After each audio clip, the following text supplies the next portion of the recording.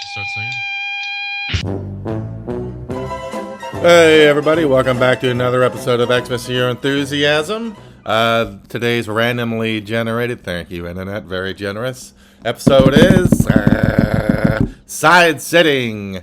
Woo! Season 10, this is episode 2 of season 10, came out January 26, 2020. Like that means anything to you motherfuckers, I mean, come on now. You know what? I'm going to go to that day right now on my blog and see if I wrote anything interesting that day. I should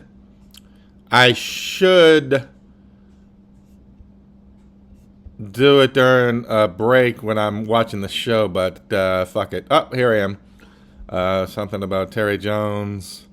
I said, Domino's has that tracker. I said, does Domino's really expect us to believe they take longer doing a quality check than anything else?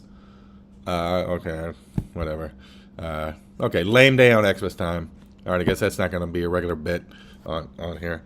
Anyway, I would like to make a correction from last week's or the last episode. I'm not I said I was boycotting. I cut loose. I canceled Peacock because The Office has commercials in it now. But I want to be clear. I got rid of Peacock. I'm not shitting on The Office. I have The Office on my Apple. I watched it the other day with my nephew. And also now I'm facing a dilemma because I want to, for once in my life, stand by my principles and not come crawling back to Peacock. But, of course, I've timed it perfectly with the reboot or sequel, whatever you want to call it. The paper, the one that has Oscar in it. And I love Oscar. Who doesn't want to support Oscar and root Oscar? But am I going to fucking crack? It comes out in September or something like that. Am I going to crack? I don't know. We'll fucking see. I do have a complaint. Today's my birthday. Alright, nobody gives a shit. I am a little surprised I didn't get a little birthday shout out from Panera. And I know they know it, because whenever it spits out you've saved $90,000 since Thursday on, thanks to the SIP Club. You're welcome, ladies. It has my birthday there. I don't know why I would have put it in, whatever. And they're very generous in their offers and this deal. And, I don't really give a shit if anybody acknowledges my birthday. I'm not, 10 years old or whatever. But I was a little surprised with Panera. I don't feel like a grown man complaining about that, but I was a little surprised. I did kick in my birthday at midnight with an episode of Only Fools and Horses. I landed on Little Problems. Spoiler alert, Rodney gets married. So very enjoyable way to kick in this year. Before we get started, though, I did, if this is Xmas time, confessions time. Dun, dun, dun. Earlier, I was in Wegmans. No shit, I was in Wegmans. I mean, where the fuck else am I? Other than Panera, when they're not giving a fuck about my birthday. And I'm bebopping around, as you'd imagine. If you're sitting back and imagining me, I'm probably bebopping around. And I'm coming upon, walking by this guy in a wheelchair. And I see he's got a sweatshirt, and I look at it, and it said, it was the Smithereens, that band, the Smithereens. And in a split second, I was like, gee, I'd like to give this guy's sweatshirt a shout out, give him a little like, hey, cool sweatshirt, but I can't because I hate the band so much. And I was bummed because I was like, I'm not saying it would make his day, but it give him a little boost. But then I'm like, who the fuck do I think, like, this guy's living his life, does he really, like, who do I think I am? Like, I'm gonna, like, change this guy's life for pointing out his sweatshirt, like, what? I'm the fucking, I get 3 texts a year, and right now is one of them. And then I'm like, well, if I honestly believed that I would, like, help him, like, give him a lift or whatever, then I would just say, hey, great sweatshirt, no matter what, as opposed to, turn my nose up at the Smithereens. I mean, yes, I don't care for the Smithereens. I'm not going to point out your Smithereens sweatshirt or whatever. But if I believed that I could have made this guy happy even for a second, which is beyond ridiculous, I wouldn't have. I should have just said, hey, if that's what I believed, I should have just fucking said, hey man, great sweatshirt. Anyway, So that's been my fucking day. Anyway, so let's get into it right away. So far for the season, after 8 episodes, Larry is 51 and 45. Wow, he's pulling away for 500. Let's see if he can keep it together. I'm hoping this isn't a super long episode. You know, these late era ones went on for a bit. But here we go, side sitting. Ah, crap. Forgot I told y'all from now on. Now I'm going to read these, the Wikipedia entries for the episode, the plot anyway. And of course, season 10, so it's long as fuck. So bear with me. This is going to add like 20 fucking minutes to this thing. Larry meets with his lawyer, Roger, to discuss the sexual harassment complaint from his assistant, Alice. Larry asks to use his private bathroom, but is denied access. Larry has a cancer scare and is angry when his friends don't inquire about how his tests went. At lunch with Cheryl, Larry hopes to get back together, but she does not want to. For Susie's birthday, Larry gives her a painted portrait of herself that he had commissioned, which Susie adores, and absolves Larry of all the horrible things he has done to her. Larry goes on a date with Rita, Terry Polo, the lawyer's assistant, and video records their date as proof of no wrongdoings due to his current legal situation. At a dinner party at Susie's, the portrait gets accidentally tarnished, which angers Susie, but Larry promises to fix it. At another meeting with his lawyer, Larry uses his private bathroom while his office is empty. When Roger arrives, he senses Larry use his bathroom and questions him. Larry meets with Alice at a restaurant and calms her concerns, but Alice becomes offended and leaves when he sits too close to her. To prove to Ted Danson that he, quote-unquote, side-sits, episode title, with everyone, after Ted was previously made aware that Larry was side-sitting with Cheryl, who's dating Ted now. At a deposition and under oath, Roger uses the opportunity to question Larry about whether he used his bathroom or not. Okay, hope everybody fucking got that. That's a lot. Anyway, here we go. Let's get started. All right, first up, we have Larry. He's at his lawyer's office. Roger. Wikipedia felt the need to say it 20 fucking times.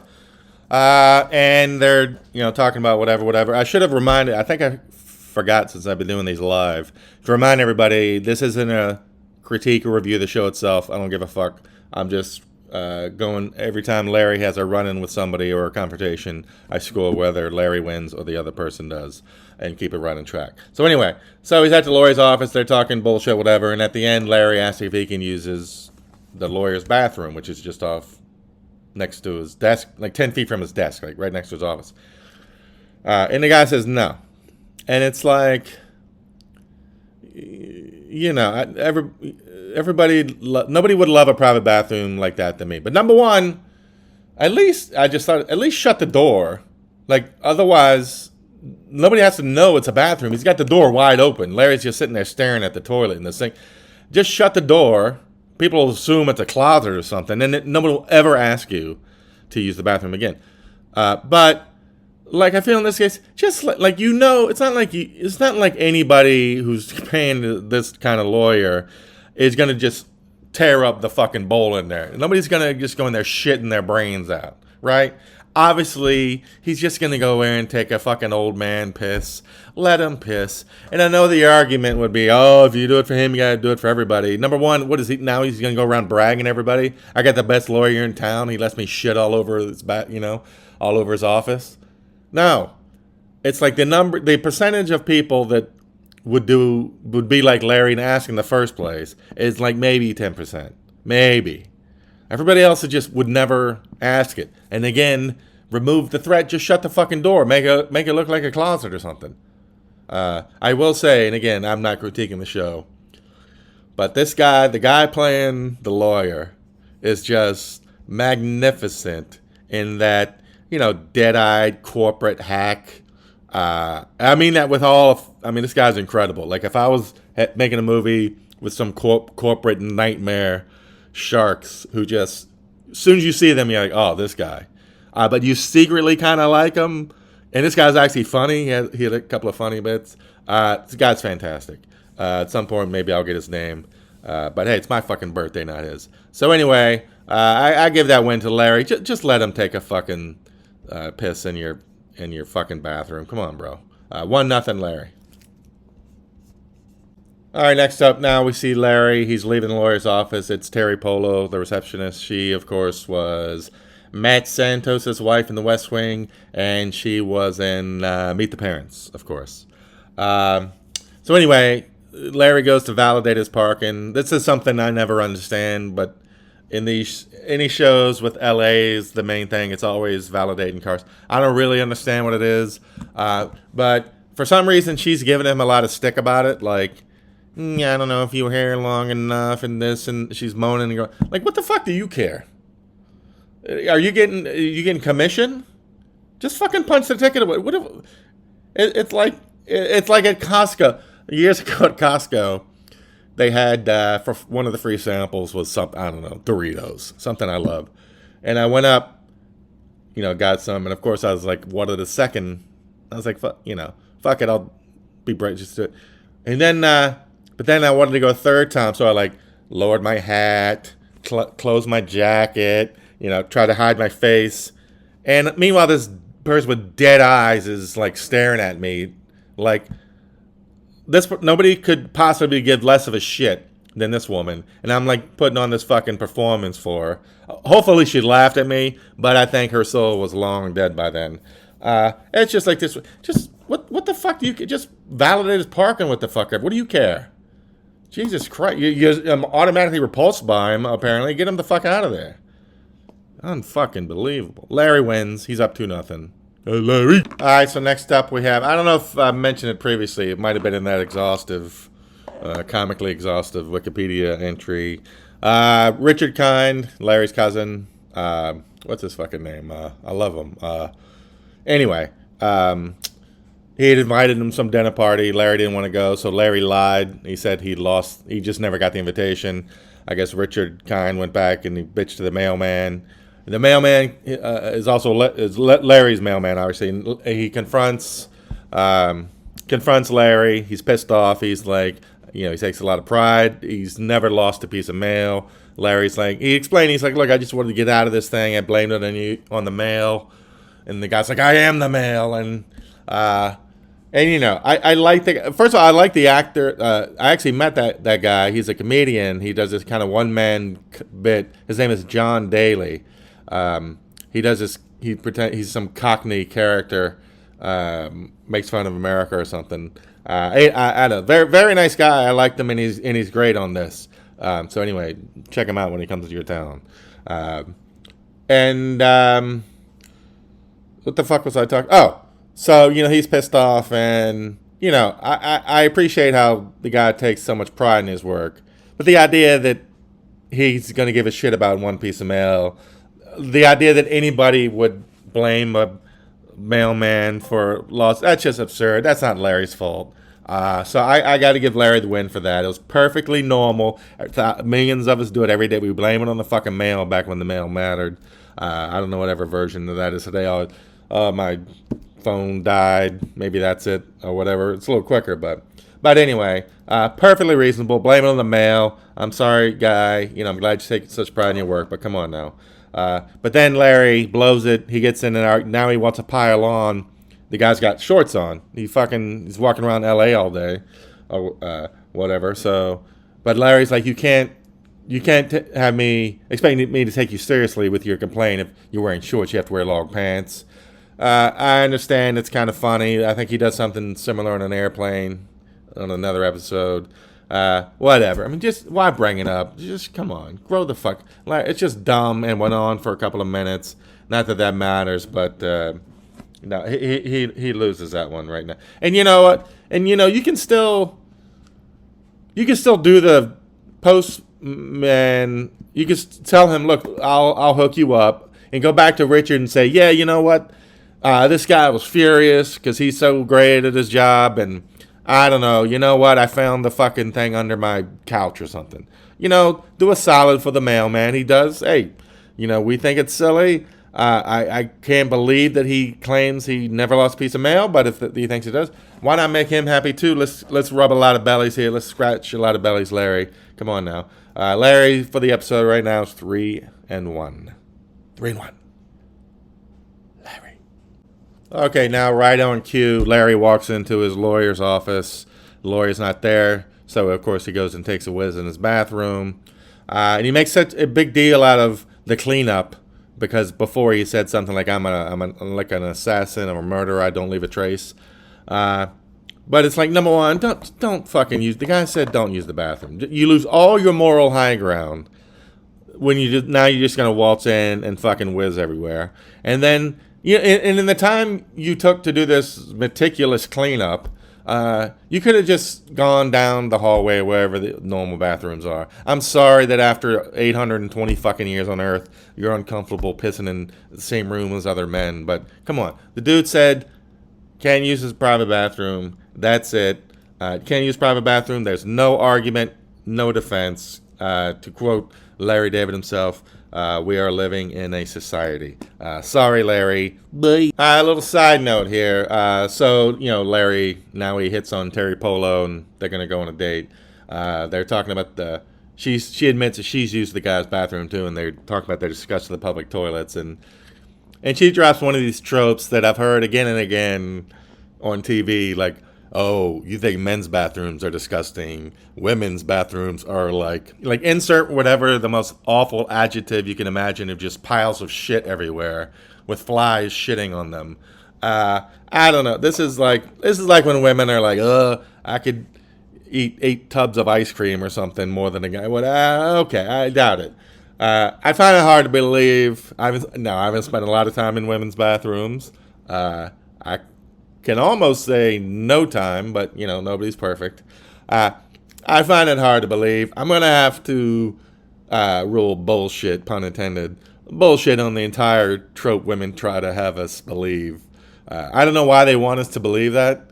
I don't know if they think that makes them more charming or something. Ladies, we don't need you to be as disgusting as us. It's okay to be less disgusting than us. I don't know where you got this from. You don't need to be a princess on a P or whatever, but, you don't have to be as bragging about how disgusting you are. That's all. Anyway, beep, beep. All right, now Ted Danson runs into Larry outside of Mocha Joe's. Larry's just leased the side store. We know what's coming with that. And confronts him. Apparently, he found out about Larry when he was talking to Cheryl, having lunch or something with Cheryl. Larry sat. It was a square table, but Larry sat on the side for a little while. Apparently, everybody knows that's called side sitting. And Ted's like, fuck that, because Cheryl's his girl now. Fair enough. Even though you were married for 15 years, whatever, you can't really be sitting there at lunch all cozy up like that in an unnatural setting. I mean, Ted doesn't need to go over the top. I mean, obviously nothing's happening, but you can't really defend that. And you can double down because it's also, it's annoying. It just, if you see the layout, it's like one of those things where it's a booth and tables and chairs, and if you block off that, maybe someone that's blocking someone's way to go to the bathroom or something, I'm sure a waitress is going to get annoyed. So it's doubly shitty. Larry loses that one, as minor as it is. Oh, I'm sorry, I wrote down the wrong thing. So his record right now is 4-2. I love. Next up, we got everybody's at a dinner party over at Jeff and Susie's. Everybody's freaked out about the painting lurking over them, but Larry's pissed off, and finally he yells at everybody that nobody's checked in to see how his cancer results came. He had told everybody earlier he had some troubling numbers in his cancer screening, whatever they were checking into, and he said it'd be 3 days, and it's been more than 3 days, whatever, and he's pissed off at everybody. And I gotta say, the petty little tiny man of me, I love that. That's like the best of Larry David, the tiniest little, like that's exactly something I would do, but I wouldn't vocalize it. I would love it to just curl up and just whine and my friend, everyone hates, knowing I'm just full of shit and not meaning it, and knowing my friend. But I would love it. Years ago, I found myself in the hospital, and it was grim. And so I called this buddy of mine to tell him, and it was emotional. I was worried, and he didn't pick up, and then I got a quick instant text. I'll busy. I'll call you later, or whatever. And I was so happy. I couldn't wait for someone to tell him, oh man, did you hear Xmas he may be on, death's door, and I was so happy. I just laid up, curled up in the hospital a bit, smug as all get out. Ugh, I was such a petty little bitch. I mean, that only lasted like 10 seconds, of course. But that's funny. Anyway, I'm with Larry on this because fuck it, why not? Out of the whole group, nobody could have checked in. And speaking of whole groups, let me say this. This was a bit of a waste of an episode. I know I don't usually critique the episodes, but this is more about the construct of the episode. We just sat before this scene like an excruciatingly long 10-minute scene of the worst date of all time, in which I don't want to get into it. Larry basically like films it. It's like a fucking porno date. But at least 2 scenes now, they've had like the whole crew: Richard Kind, Richard Lewis, Jeff, Larry, the whole gang there. But they've just kind of gone in and out of those like a minute or two. But they've spent all this time on this long fucking bullshit date with Terry Polo that never fucking mattered. I'm calling bullshit on Larry David. Come on, you got the whole crew there. Have some fun. Come on. Leon, of course. Not enough Leon, I'll bitch about that. But you had Leon there sitting around playing poker with the... Come on now. Turn your brains on. Anyway, what was I talking about? Oh, yeah, Larry gets the point for that. And now Larry, in his anger, slams his fork down and a piece of fruit or something squirts into the painting. Susie's furious and she's yelling at him. But you know what? It was a total accident. I can't give Larry... I can't let Larry lose that one. It was a total accident. I mean, never mind, it makes everybody thrilled because everybody hated the painting. Larry wins that one. It's 6-2 right now. Let's see what else happened. Aha! Andy. That's Richard Kind's name. Andy. God damn it, I knew it. Andy, I looked it up for y'all because, fuck you. I mean, this relationship goes one fucking way. The lawyer... name of the actor, the lawyer I love, Ben Schenkman. Quick scroll through his IMDb. Looks like he ain't done shit I give a fuck about, but he was Fabu in this. So congratulations, Fabu. All right, now Larry's having lunch with his assistant, who is suing him for sexual harassment, and he's talked her out of it. They're making up. She's gonna come back and work for him. But of course, Ted Danson comes walking in because what's the number one rule of the universe? If Larry David walks outside of his house, he has to, by law, bump into somebody he fucking knows. Ted comes walking through, Larry sees him, and so he wants to show that he always side sits, which is, I guess, a fucking word everybody knows. So he scoots his chair over, so he's sitting next to the girl, which freaks her out. She's like, what are you doing? Ted walks through, he sees Larry side sitting, so he's like, oh, okay, it's just something Larry does, gives the nod. But now the girl's freaked out, and she's like, you know what, get away from me, and fuck you, I'm suing your ass, da-da-da. So just to get Ted Danson's approval over nothing, Larry completely shits the bed and sets himself up for a horrendous lawsuit. Way to go, Larry. You dumb... Obviously, Larry loses that one, bringing his record for the episode to 6-3. What a fucking idiot. Okay, looks like that's it for the scoring. Larry wins this episode 6-3. I do have to say I love the last bit is the lawyer... Larry's under oath, and the lawyer asks him about the bathroom. Hilarious. I fucking love that guy. Can we get that guy in another show that's good, that I will watch? Anyway, so Larry's 6-3. That takes him up for the season to... Hold on while I do tough math. Not easy. That takes him up to 57 and 48. Larry's crushing it. Before I go, I do want to bring up one thing I noticed. As I mentioned last episode, my wonderful nephew has started watching Seinfeld. And I popped into an episode last night, The Soulmate. The Soulmate's the second episode of season 8. Now, as we all know, Larry David left the show after season 7.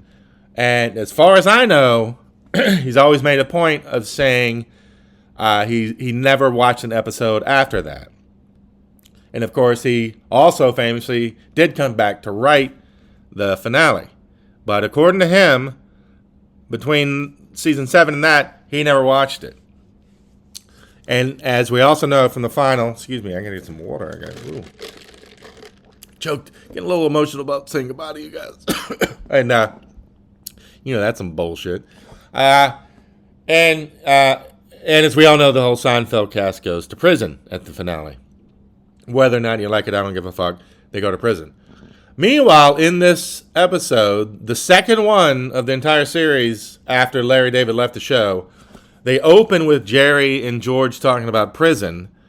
And George says something to the fact that, man, I wish I could be in prison.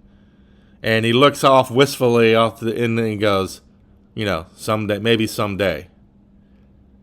And so, did Larry David know that? Is there any connection? Or are we to believe that 2 episodes after the guy who wrote the finale with the cast going to prison, one of the characters said, gee, I'd love to go to prison. And yet the guy who sent him to prison claims to have never seen the episode of George wanting to go to prison. Does that make any fucking sense? Has anybody ever asked about that connection? Anyway, so that's Side Sitting, the penultimate episode of this season. Stick around. We'll see what pops up for episode 10 of season 2 of Xmas Your Enthusiasm. I'm out of breath. Thanks for listening. We'll talk to you next time.